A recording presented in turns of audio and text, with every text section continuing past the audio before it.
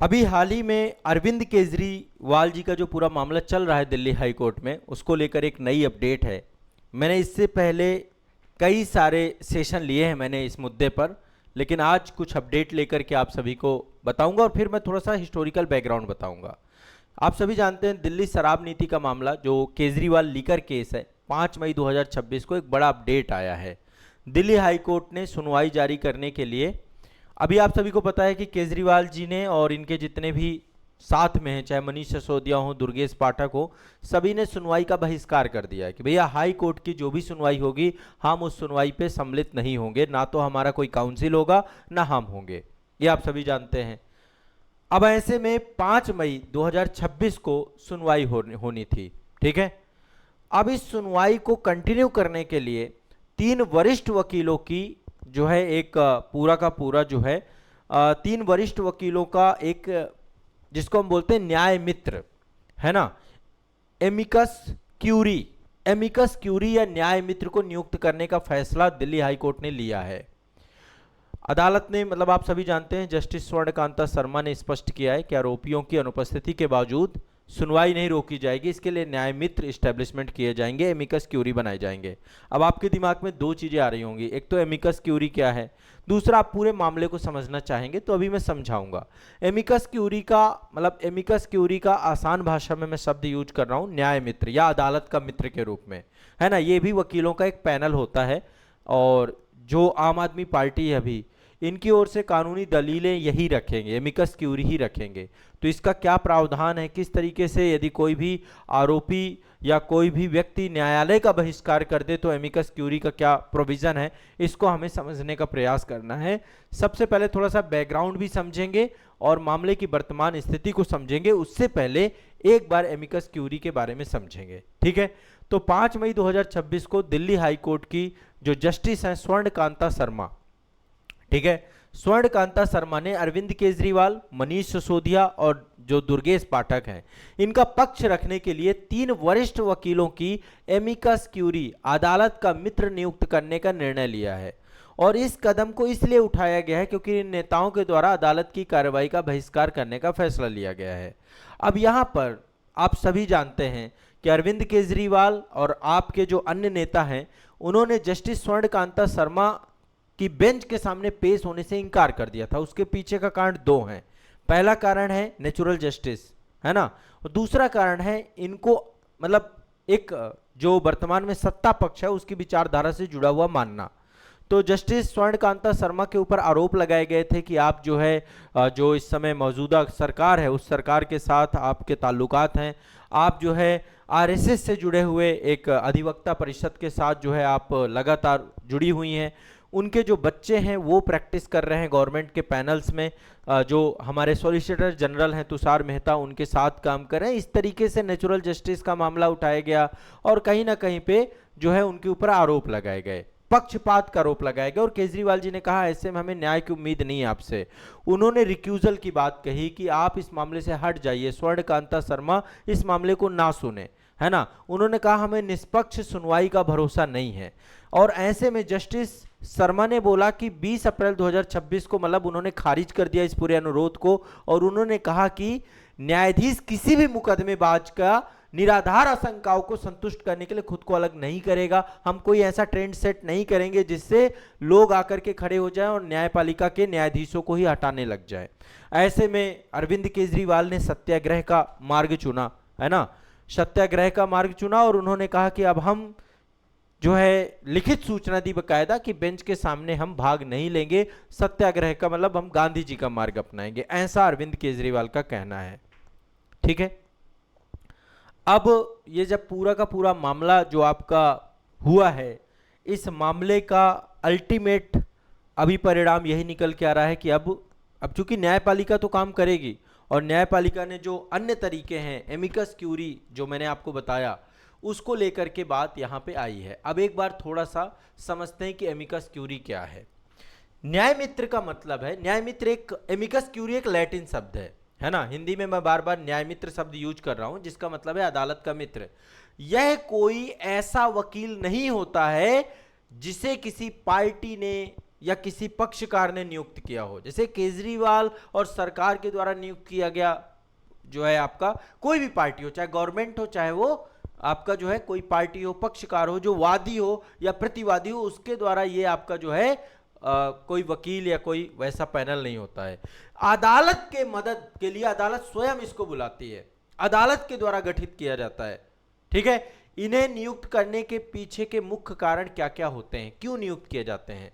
जब आरोपी सहयोग ना करे, जैसे अभी केजरीवाल वाले मामले को यदि देख रहे हैं तो यहां पर केजरीवाल, उनके वकील सब सुनवाई का बहिष्कार कर रहे हैं। अदालत को ऐसा एक निष्पक्ष कानूनी विशेषज्ञ की जरूरत है जो कानून के तकनीकी पहलुओं को समझा सके, एक तरफा फैसला ना हो। इसलिए एमिकस क्यूरी का बात जो है जस्टिस स्वर्णकांता शर्मा ने कही। ठीक है, यह केस लगातार आप सभी जानते हैं कि पेचीदा होता जा रहा है।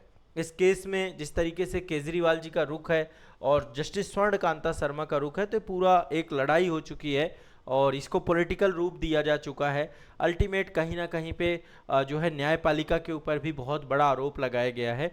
तो एक तरीके से समझिए कि जब कोई केस बहुत पेचीदा हो जाए, उसमें जनहित के मामले सम्मिलित हों, तो अदालत किसी अनुभवी वकील को राय देने के लिए एमिकस क्यूरी के तौर पे बुलाती है।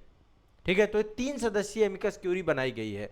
अदालत यह सुनिश्चित करना चाहती है कि भले ही आरोपी मौजूद ना हो, लेकिन उसके कानूनी अधिकारों का, उसके बचाव के तर्कों की चर्चा जरूर हो।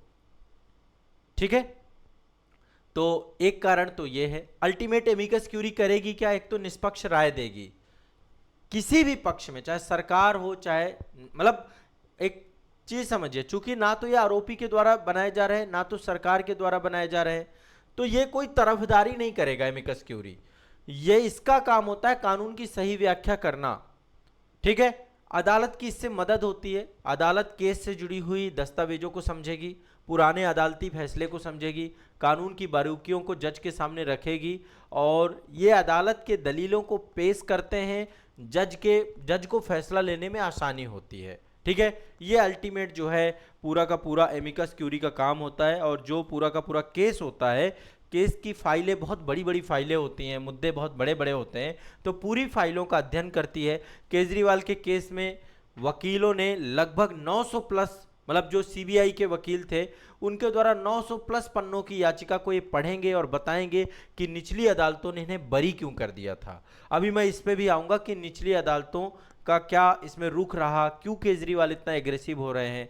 तो और ये पूरा मामला क्या है, दिल्ली शराब नीति के मामले को बहुत शॉर्ट में समझने का हम प्रयास करेंगे ताकि आपको एक बार ये पूरा का पूरा मुद्दा समझ में आ जाए। ठीक है, आसान शब्दों में एमिकस क्यूरी का मतलब यह है कि जब किसी जज को ऐसा लगता है कि किसी मामले में एक स्वतंत्र और विद्वान कानूनी राय की जरूरत है, तो वह न्याय मित्र या अदालत के मित्र की नियुक्ति करता है। क्लियर है, स्पष्ट है? 3 सदस्यीय एमिकस क्यूरी बनाई गई है। किसके मामले में?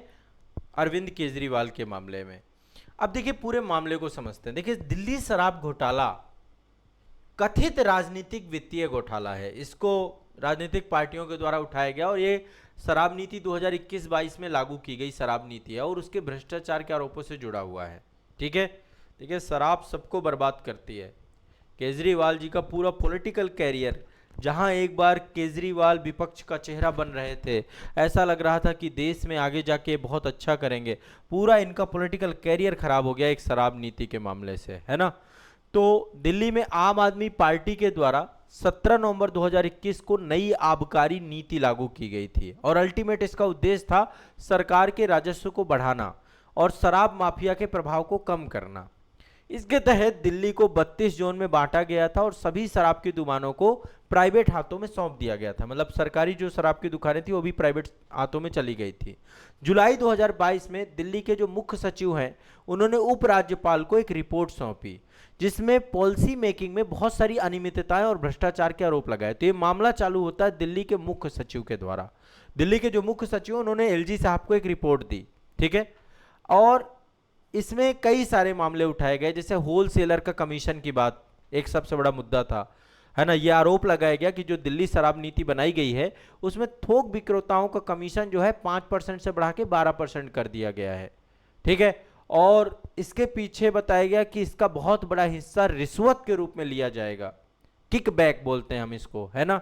इसके अलावा लाइसेंस फीस काफी बढ़ा दी गई, है ना। कोरोना महामारी का बहाना बनाकर लाइसेंस धारकों से करीब 144 करोड़ रुपए की फीस अवैध रूप से माफ करने का आरोप की बात की गई। तो लाइसेंस फीस माफ की गई, उस मामले को भी यहां पर जो है लाइसेंस माफी जो हुई, और इसको भी बोला गया कि जो पैसा माफ किया गया ये भी बैकडोर एंट्री हुई इससे, है ना। केजरीवाल सरकार ने कहा कि भाई कोविड के कारण से बहुत सारा नुकसान हुआ, बहुत सारी दुकानें बंद रही, ये सारी चीजें हुई, इसलिए लाइसेंस फीस माफ हो जानी चाहिए। लेकिन अल्टीमेट ये भी भ्रष्टाचार से जुड़ा।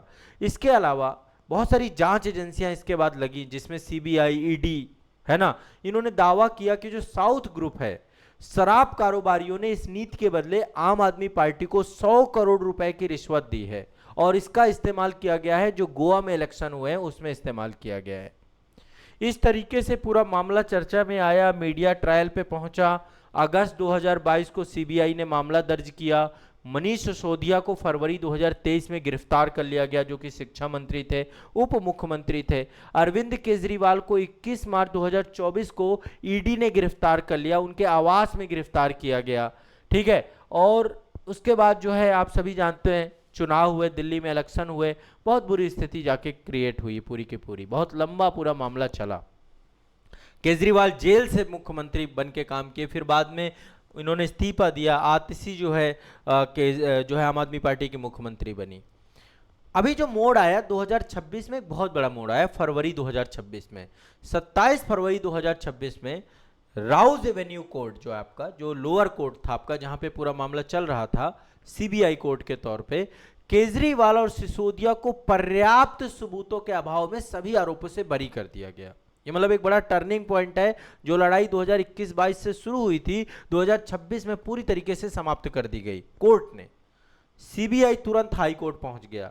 आमतौर पे दूसरा पक्ष हाई कोर्ट पहुंचेगा तो सीबीआई हाई कोर्ट चला गया, और जब हाई कोर्ट चला गया तो हाई कोर्ट में केजरीवाल ने कहा कि जो जज सुनवाई कर रहे हैं वो पक्षपात करेंगे, वो सरकार से जुड़े हुए हैं, उनके बच्चे सरकार के साथ काम कर रहे हैं, उनसे न्याय की उम्मीद नहीं है, वो निष्पक्ष नहीं है। जस्टिस स्वर्णकांता शर्मा की बात हो रही है, और ऐसे मामले में केजरीवाल ने हाई कोर्ट की जस्टिस स्वर्णकांता शर्मा पर पक्षपात का आरोप लगाते हुए सुनवाई में शामिल होने से इनकार कर दिया, सत्याग्रह की बात कही।